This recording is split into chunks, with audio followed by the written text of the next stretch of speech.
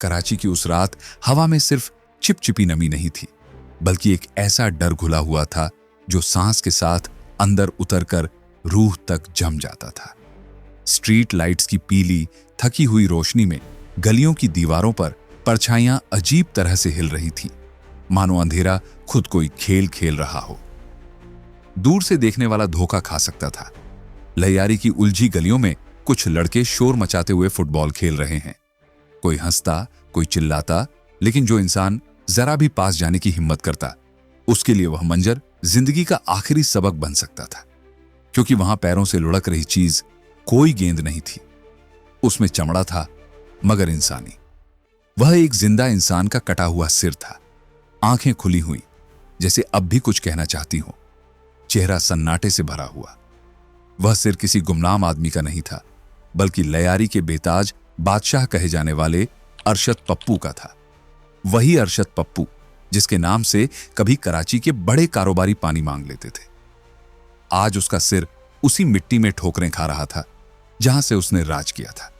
और ठोकर मारने वाले कोई बाहर के दुश्मन नहीं, उसके अपने पुराने साथी थे, उजैर बलोच और बाबा लाडला। कोई हंसते हुए बोला, आज का मैच यादगार रहेगा, और दूसरा जवाब देता है, गोल तो हो ही गया। यह कोई सिनेमा का सीन नहीं था, न किसी डरावने उपन्यास की कल्पना। यह पाकिस्तान के उस शहर की सच्चाई थी जिसे कभी प्यार से रोशनी का शहर कहा जाता था। अब उसकी पहचान बहते खून, बारूद की गंध और हर सुबह मिलने वाली लाशों से जुड़ चुकी थी। यही वजह है कि यह कहानी एक बार फिर चर्चा में है, क्योंकि धुरंधर नाम की एक फिल्म आने वाली है। ट्रेलर देखकर पाकिस्तान के मशहूर अखबार डॉन ने तक लिख दिया कि फिल्म लैयारी को जासूसों के खेल का मैदान दिखाती है। लेकिन सच यह है कि असल कहानी किसी भी फिल्म से कहीं ज्यादा खौफनाक और उलझी हुई है। यह सिर्फ गैंगस्टरों की दास्तान नहीं, यह उस शहर का मातम है जिसे उसके अपने रखवालों ने धीरे धीरे खा लिया। हालात इतने बिगड़ चुके थे कि परवीन को स्कूल जाना भी डर का सौदा लगने लगा। सड़क किनारे खड़े लफंगे, नशे में डूबे गुंडे किसी को भी रोक लेते थे। ऐसे में उसकी जिंदगी में एक अनजाना सा सहारा आया, नासिर। नासिर उसका पुराना स्टूडेंट था, लेकिन अब वह आम लड़का नहीं रहा था।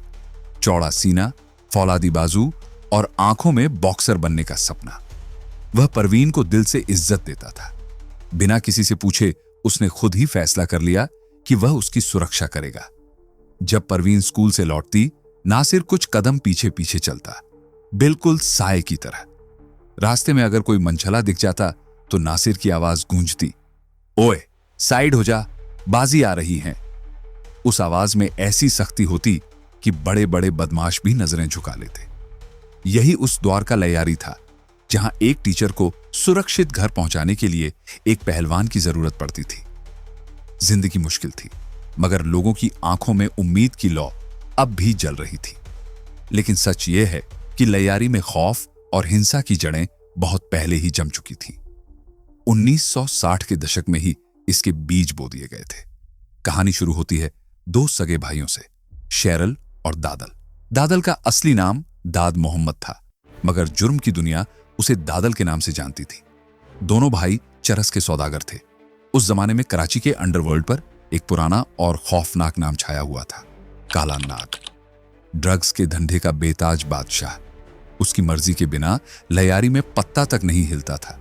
लेकिन शेरल और दादल को किसी की छांव में रहना मंजूर नहीं था।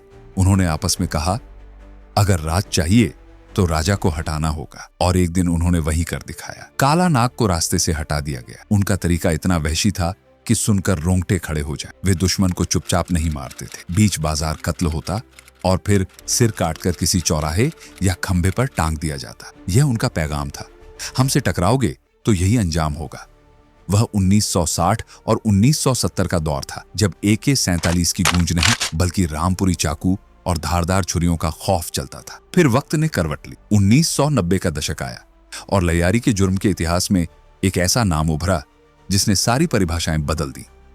उसका नाम था इकबाल, लेकिन दुनिया उसे बाबू डकैत के नाम से जानती थी। आमतौर पर गैंगस्टर की तस्वीर दिमाग में आते ही एक अनपढ़ जाहिल आदमी उभरता है, मगर बाबू डकैत इस सोच का उल्टा था। पढ़ा लिखा, समझदार, फिजिक्स में MSSC की डिग्री वाला। जो दिमाग न्यूटन के नियमों और क्वांटम फिजिक्स को समझ सकता था, वही दिमाग अब जुर्म के फार्मूले हल कर रहा था। बाबू बेहद शातिर था। उसका नेटवर्क सिर्फ कराची तक सीमित नहीं था, बल्कि सरहदों के पार तक फैला हुआ था। पुलिस उसकी नाक के नीचे से ड्रग्स का कारोबार चलता और किसी को भनक तक नहीं लगती। उसकी दुश्मनी दादल से पुरानी थी, उसी दादल से जिसने कभी काला नाग को खत्म किया था।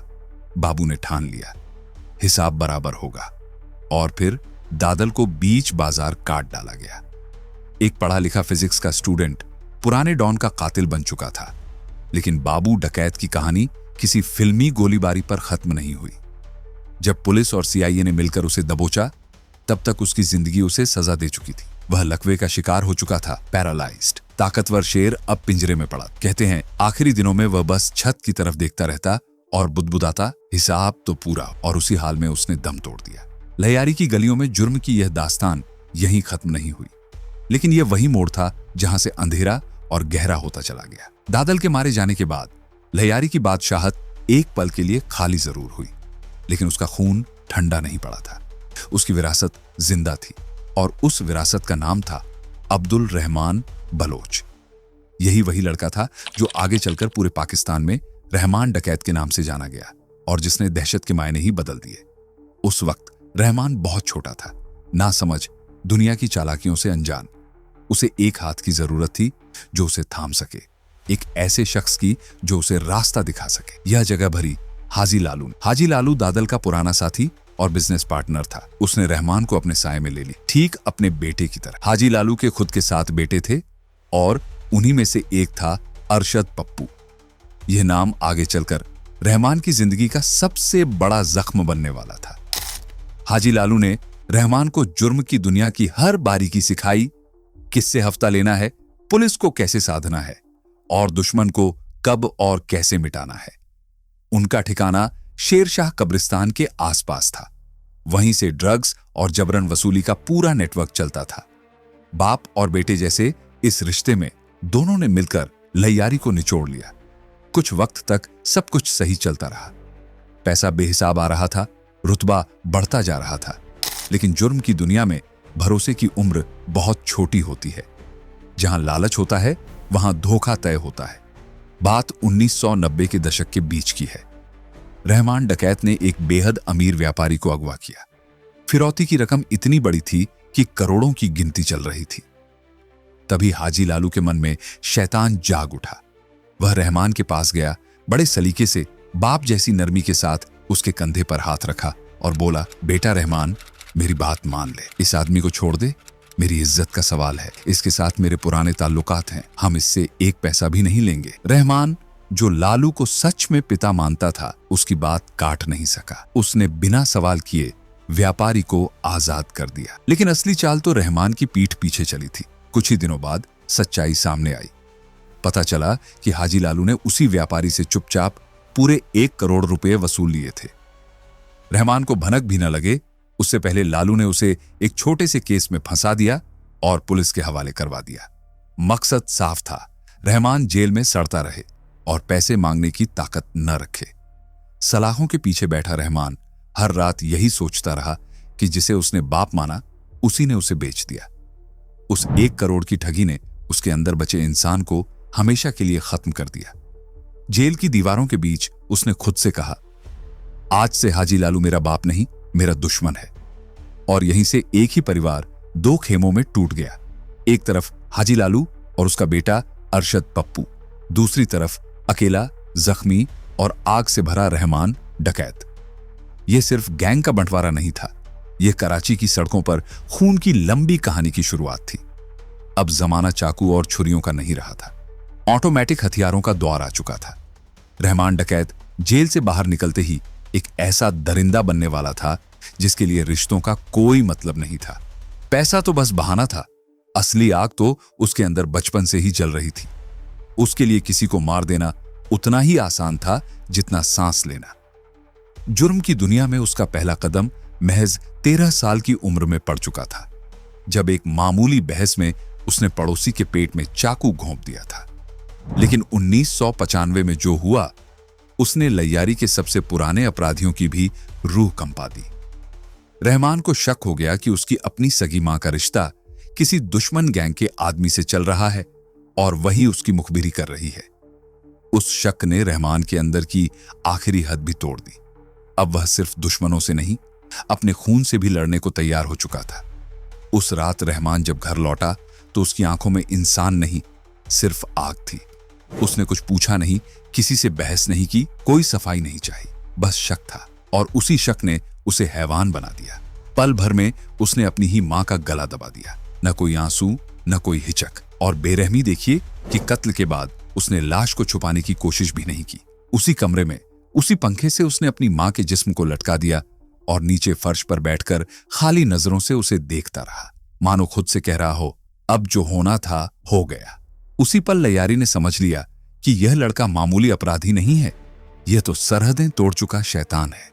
लेकिन इंसानी फितरत का अजीब खेल देखिए, जो शख्स घर के अंदर अपनी मां का कातिल था, वही बाहर की दुनिया में खुद को मसीहा बनाकर पेश करता था।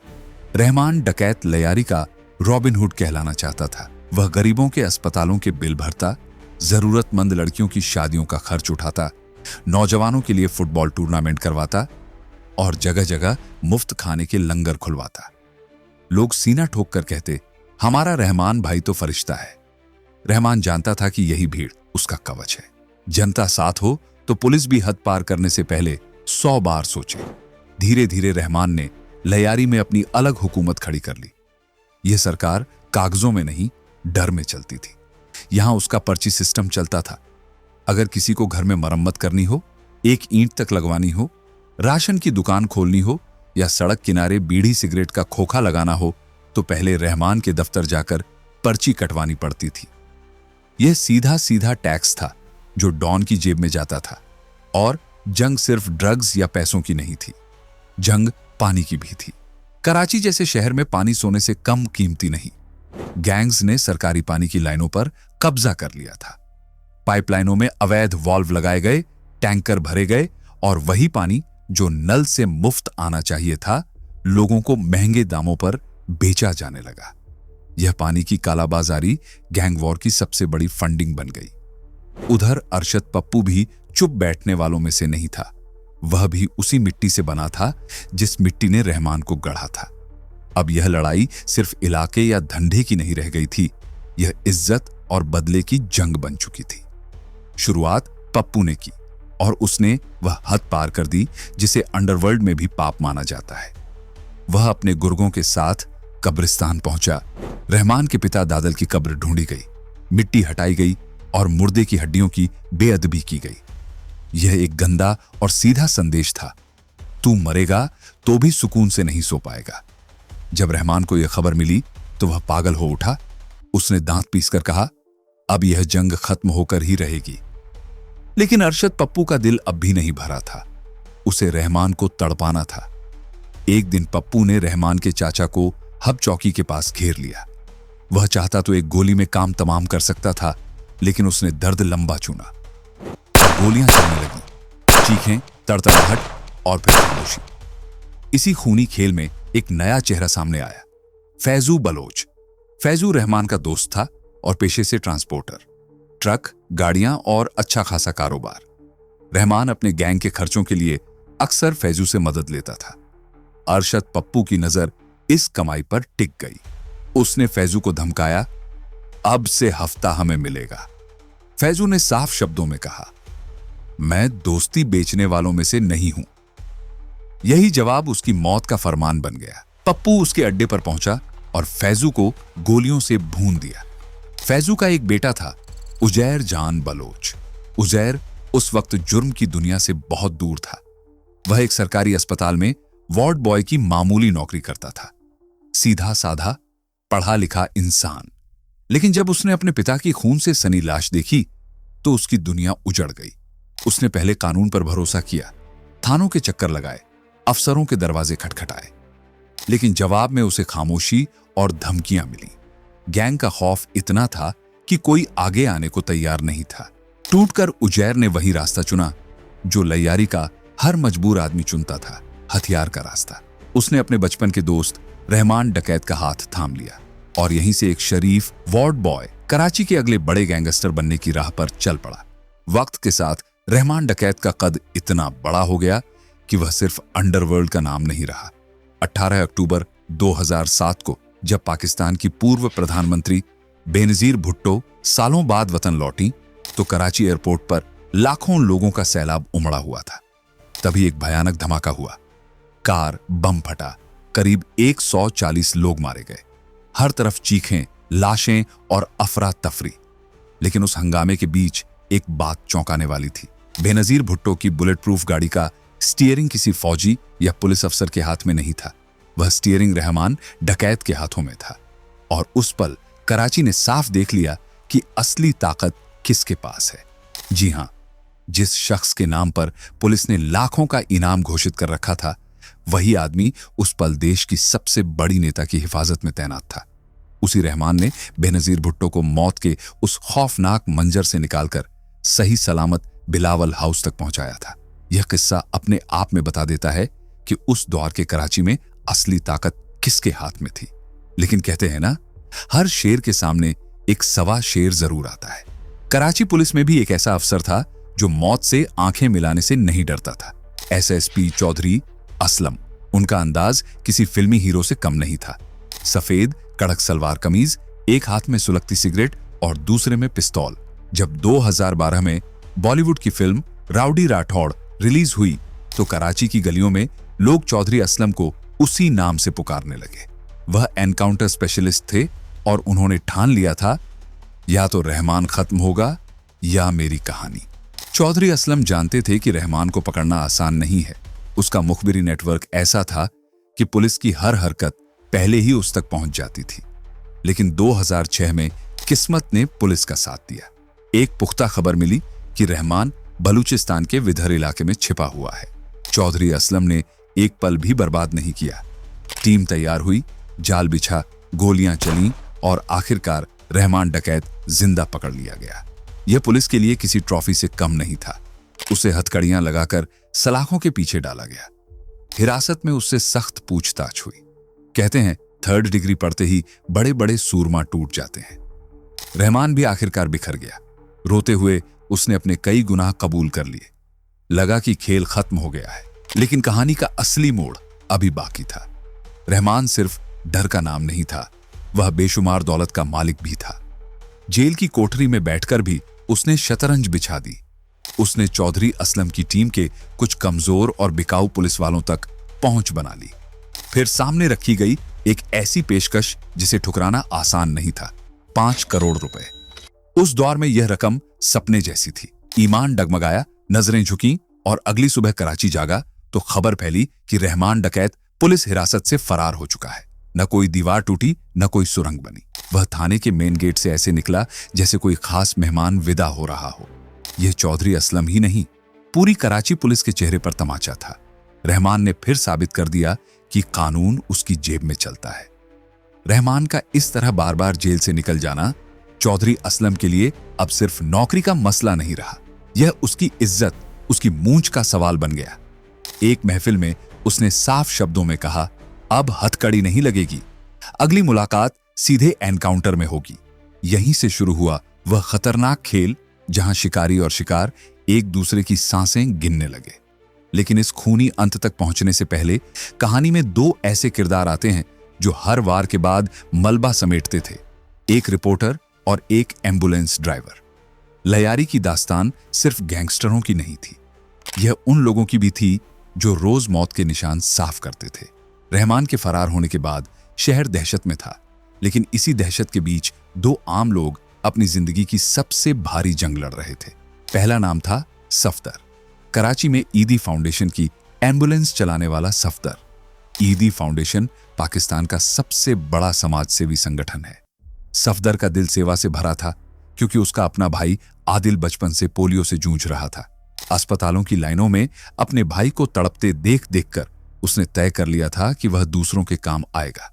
लेकिन कराची की सड़कें जज्बात नहीं समझती। यहां हर मोड़ पर मौत घात लगाए खड़ी रहती है। सफदर का गुरु था चिढ़ी बाबू। लोग उसे यह नाम इसलिए देते थे क्योंकि वह कभी टिककर नहीं रहता था, हर वक्त इधर उधर फुदकता रहता। चिड़ी बाबू अजीब किस्म का इंसान था।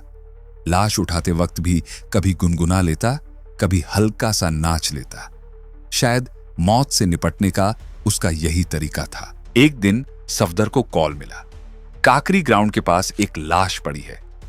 एम्बुलेंस वहां पहुंची तो मंजर दिल दहला देने वाला था।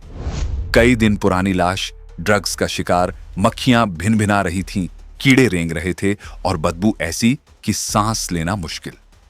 सफदर से रहा नहीं गया, उसने वहीं उल्टी कर दी। चिड़ी बाबू ने देखा तो पास आकर उसके गाल पर जोरदार थप्पड़ मारा और बोला, तमाशा बंद कर, वह भी इंसान था, तू भी इंसान है, काम कर। उस एक थप्पड़ ने सफदर को भीतर से बदल दिया। वह लाशें उठाने लगा, लेकिन इसकी कीमत उसके दिमाग ने चुकाई। वह पीटीएसडी का मरीज बन गया। हालत यह हो गई कि घर पर खाना खाते वक्त भी उसे रोटी में से खून की गंध आने लगती।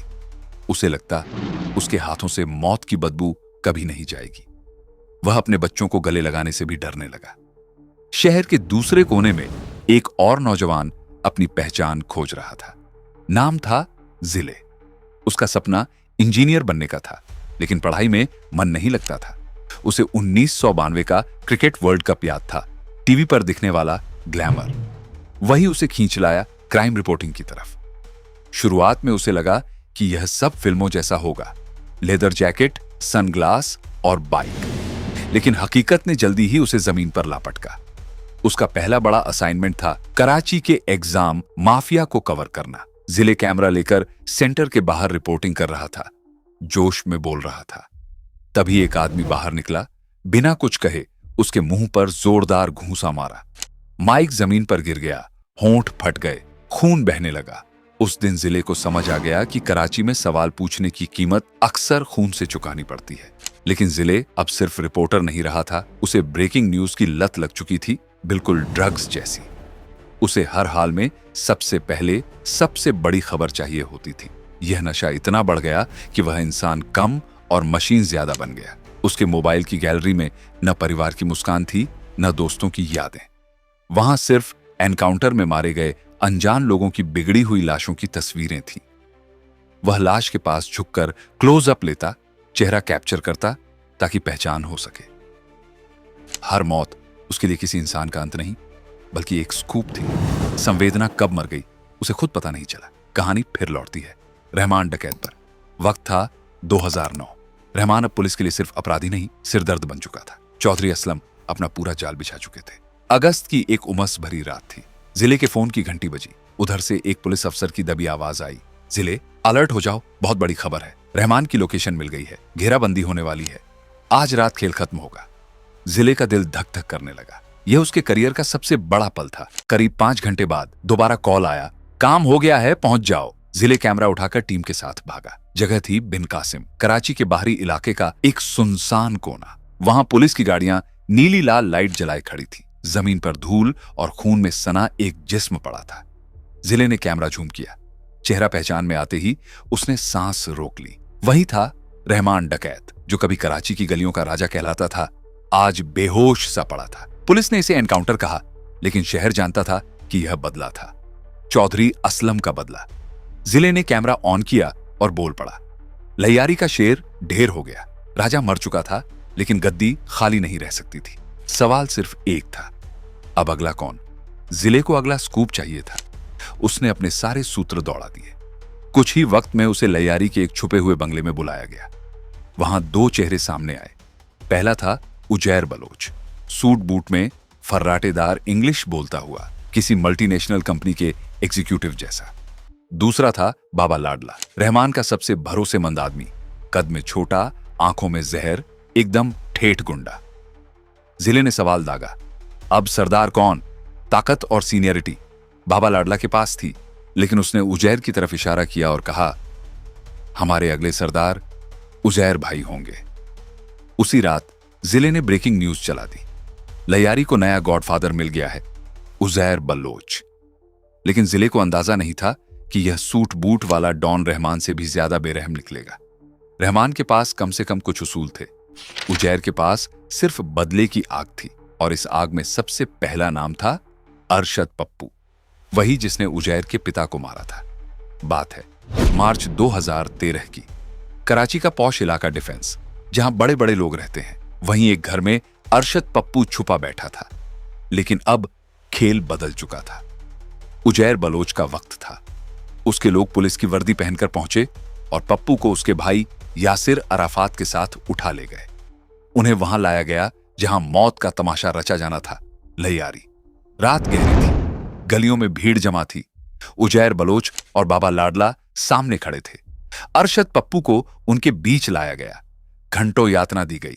उसकी चीखें दीवारों से टकराकर लौटती रहीं और फिर वही हुआ जिसका जिक्र शुरुआत में किया गया था। अरशद पप्पू का सिर धड़ से अलग कर दिया गया। लेकिन नफरत इतनी गहरी थी कि इतना काफी नहीं लगा। कटे हुए सिर को जमीन पर रखा गया और फुटबॉल की तरह ठोकरें मारी जाने लगी। भीड़ तालियां बजा रही थी। मोबाइल कैमरे चल रहे थे। इसके बाद पप्पू के धड़ को गधा गाड़ी पर लाद कर पूरे लैयारी में घुमाया गया, जैसे कोई जंग की ट्रॉफी हो। आखिर में लाश के टुकड़े किए गए, जला दिए गए और बची हुई राख को गटर में बहा दिया गया ताकि नामो निशान मिट जाए। बाद में जब किसी ने उजैर से इस वहशियाना हरकत पर सवाल किया तो उसके चेहरे पर कोई शिकन नहीं आई। उसने बस इतना कहा, उसने मेरे बाप को मारा था, मैंने उसका वजूद खत्म कर दिया, हिसाब बराबर। लैयारी की यह दास्तान सिर्फ गैंग वॉर की नहीं थी। इसके पीछे सरकार और पुलिस की नाकामी भी नंगी सच्चाई की तरह खड़ी थी। इस नाकामी की सबसे बड़ी मिसाल बना अप्रैल 2012 का कुख्यात ऑपरेशन लैयारी। ऊपर से आदेश आया था, अब बहुत हो चुका। 27 अप्रैल की सुबह वह पूरी ताकत के साथ उतरा। करीब 3000 पुलिसकर्मी, बख्तरबंद गाड़ियां, एपीसी, स्नाइपर्स। मंजर ऐसा था मानो दो मुल्क आमने सामने हों। लेकिन लैयारी अब बस्ती नहीं, किला बन चुकी थी। जैसे ही पुलिस अंदर घुसी, स्वागत गोलियों से नहीं, आरपीजी से हुआ। छतों से रॉकेट दागे गए। बख्तरबंद गाड़ियां खिलौनों की तरह उछलकर पलटने लगीं। पुलिस को जान बचाकर पीछे हटना पड़ा। ऑपरेशन 8 दिन चला। पूरे 8 दिन लैयारी घेराबंदी में रहा। न कोई अंदर न कोई बाहर। बिजली काट दी गई, पानी रोक दिया गया। घरों में राशन खत्म होने लगा। बच्चे भूख से रोते रहे, बूढ़े प्यास से तड़पते रहे। यह लड़ाई अब गैंगस्टरों के खिलाफ नहीं रह गई थी, यह आम लोगों के खिलाफ सजा बन चुकी थी। इसी घेरे के बीच एम्बुलेंस ड्राइवर सफदर अपनी गाड़ी लेकर पहुंचा। इस बार उसकी एम्बुलेंस में लाशें नहीं थीं, बल्कि चावल और आटे की बोरियां थीं। ईदी फाउंडेशन ने तय किया था कि भूख से मरते लोगों तक खाना पहुंचाना जरूरी है। सफदर बैरिकेड की तरफ बढ़ा। सामने चौधरी असलम खड़ा था, हाथ में पिस्तौल, होंठों पर सिगरेट। उसने सख्ती से पूछा, किधर? सफदर बोला, साहब राशन है, अंदर लोग भूखे हैं। असलम को शक हुआ। उसने बिना देर किए कमर से रामपुरी चाकू निकाला और बोरियां चीरने लगा। दूध के पैकेट फाड़ दिए गए। सफेद चावल, आटा और दूध सड़क की कीचड़ और सूखे खून में मिल गया। सफदर बस खड़ा देखता रहा। चौधरी असलम ने उसका कॉलर पकड़ा। थाने चल। थाने के अंदर वही ड्राइवर जो लोगों की भूख मिटाने निकला था, पट्टों से पीटा गया। जब सफदर छूटा तो उसका शरीर सूज चुका था, लेकिन असली चोट उसकी आत्मा पर लगी थी। उसने खुद से कहा, इस जंग में कोई हीरो नहीं है, ना गैंगस्टर न पुलिस। इस जंग की कीमत परवीन ने भी चुकाई। वही टीचर। उसकी बहन समरीन की नई नई शादी हुई थी। जुड़वां बच्चे हुए थे। वह अपने पिता के पुराने घर में रहती थी। वह घर ऊंचाई पर था। गैंगस्टरों को पसंद आ गया। वहां से पुलिस पर निशाना लेना आसान था। बाबा लाडला के लोग आए, ताले टूटे, घर कब्जे में ले लिया गया। समरीन अपने दूध मुंहे बच्चों को लेकर भागी। 5 महीने बाद जब गैंगस्टर घर छोड़कर गए, परिवार लौटा तो आंखें सुन्न रह गईं। दीवारों पर खून के धब्बे थे। फर्श में गोलियों के निशान गड़े थे। पता चला वहां लोगों को लाकर यातना दी जाती थी। घर टॉर्चर सेल बन चुका था। सबसे बड़ा झटका तब लगा जब समरीन का दहेज गायब मिला। जेवर, कपड़े, सब जो मां ने सालों जोड़कर रखे थे। दीवारें धो दी गई थी, लेकिन समरीन फुसफुसाई, मुझे अब भी इन दीवारों से खून की बदबू आती है। लैयारी अब जीने की जगह नहीं बची थी। उधर उजैर बलोच अपने आलीशान महल में बैठा अगला खेल रच रहा था। बाहर की दुनिया के लिए वह पीपल्स अमन कमेटी चलाता था, लेकिन उस अमन के पीछे सिर्फ हिंसा थी। एक दिन परवीन को चंदा मांगने उजैर की हवेली जाना पड़ा। बलूचिस्तान में बाढ़ आई थी, मदद चाहिए थी। जैसे ही वह अंदर गई, उसकी आंखें खुली रह गईं। यह घर नहीं, महल था। बड़ा स्विमिंग पूल, बीच में लकड़ी का शाही झूला, दीवार पर बहता आर्टिफिशियल झरना। उजैर राजा की तरह बैठा था। तभी परवीन की नजर उसके पीछे खड़े गनमैन पर पड़ी। वह कोई और नहीं, उसका अपना कजिन सईद था, जो कभी सरकारी नौकरी करता था, आज गैंगस्टर का आदमी था। उजैर ने बेरुखी से कहा, बलूचिस्तान के लिए पैसा नहीं दूंगा, मैं सिर्फ लैयारी का सरदार हूं। तभी परवीन ने झरने की आवाज के पीछे से दबी हुई चीखें सुनी। उसे समझ आया वह झरना सजावट नहीं, चीखों को दबाने की मशीन था। हवेली के पीछे एक निजी चिड़ियाघर भी था। मगरमच्छ, काले भालू। अफवाहें थीं कि दुश्मनों को वहीं फेंक दिया जाता है। परवीन बाहर निकली तो उसके कदम कांप रहे थे। उसने मन ही मन कहा, यह शहर अब इंसानों का नहीं रहा। पावर और पैसा रिश्तों को ऐसे चीरते हैं कि सगे लोग भी दुश्मन बन जाते हैं। उजैर और उसके सबसे भरोसेमंद कमांडर बाबा लाडला के बीच भी यही हुआ। हफ्ता वसूली के बंटवारे पर पहले फुसफुसाहट हुई, फिर बहस, और देखते देखते लैयारी दो हिस्सों में टूट गया। अब लड़ाई सिर्फ दबदबे की नहीं रही, यह नफरत की जंग बन गई। उजैर ने बाबा लाडला को खत्म करने के लिए एक फुटबॉल मैच को निशाना बनाया। मैदान में बच्चे खेल रहे थे, तालियां बज रही थीं, तभी धमाका हुआ। बाबा लाडला बच गया, लेकिन 7-8 मासूम बच्चे वहीं ढेर हो गए। जवाब में बाबा लाडला ने उजैर के करीबी जफर बलोच को गोलियों से छलनी कर दिया। बदले की यह आग ऐसी भड़की कि 1 साल के भीतर आपसी गैंग वॉर में 800 से ज्यादा लोग मारे गए। लोग कहते थे यह लड़ाई खत्म नहीं होगी, और हर सुबह किसी नई लाश की खबर आती थी। इस आग में परवीन का स्टूडेंट नासिर भी जल गया। वही नासिर जो कभी परवीन के पीछे साए की तरह चलता था। एक दिन वह लंगड़ाता हुआ उसके घर पहुंचा, जख्मी, चेहरा पीला। उसने फुसफुसाकर कहा, बाजी, गलती हो गई। उजैर को बचाते हुए गोली खा ली। परवीन ने उसे समझाया, रोई, उससे दूरी बना ली। लेकिन कुछ दिनों बाद नासिर गायब हो गया। जब उसकी लाश मिली तो देखने वालों की रूह कांप उठी। शरीर सिगरेट से दागा हुआ, जख्मों से भरा, घंटों तड़पा तड़पा कर मारा गया था। जो लड़का एक टीचर की हिफाजत करता था, उस दिन कोई उसकी ढाल नहीं बना। लैयारी अभी इन गैंगस्टरों से उबर भी नहीं पाया था कि कराची में एक तीसरा और सबसे खतरनाक दुश्मन आ धमका, तालिबान। 2009 के बाद जब पाकिस्तानी फौज ने अफगानिस्तान सीमा के पास कार्रवाई तेज की, तो कई तालिबानी आतंकी जान बचाकर कराची भाग आए। उन्हें छिपने के लिए बड़ा शहर चाहिए था, और कराची उन्हें जन्नत लगा। उन्होंने पख्तून इलाकों में अपने ठिकाने बना लिए। 8 जून 2014 की रात रॉकेट लॉन्चर और ग्रेनेड्स से लैस 10 आतंकी एयरपोर्ट सिक्योरिटी फोर्स की नकली वर्दियां पहनकर जिन्ना इंटरनेशनल एयरपोर्ट में घुस गए। रात भर गोलियां चलीं, धमाके गूंजते रहे।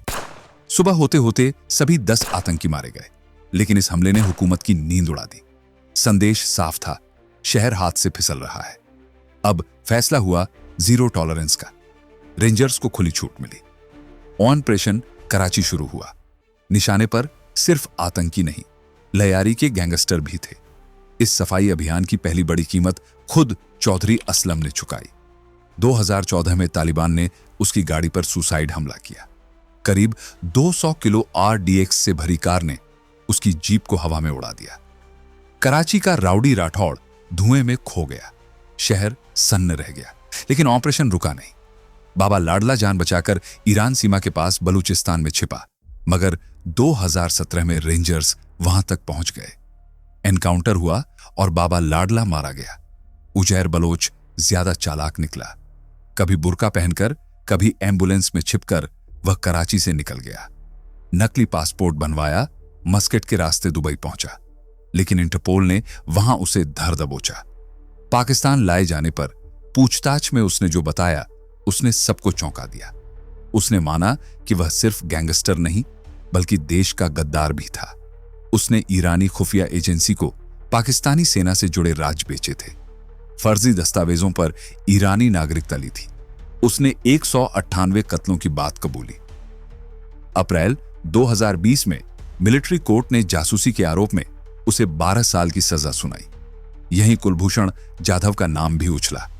पाकिस्तान ने दावा किया कि उजैर बलोच भारतीय एजेंसियों के संपर्क में था और जाधव की मदद करता रहा, जबकि भारत ने इन आरोपों को सिरे से खारिज किया और कहा कि जाधव को ईरान से किडनैप किया गया था और यह सब पाकिस्तान की नाकामी ढकने की कोशिश है। आज लयारी शांत दिखता है, लेकिन यह शांति कब्रिस्तान जैसी है। गलियां साफ हैं, मगर दीवारों को याद है कि यहां क्या क्या हुआ था।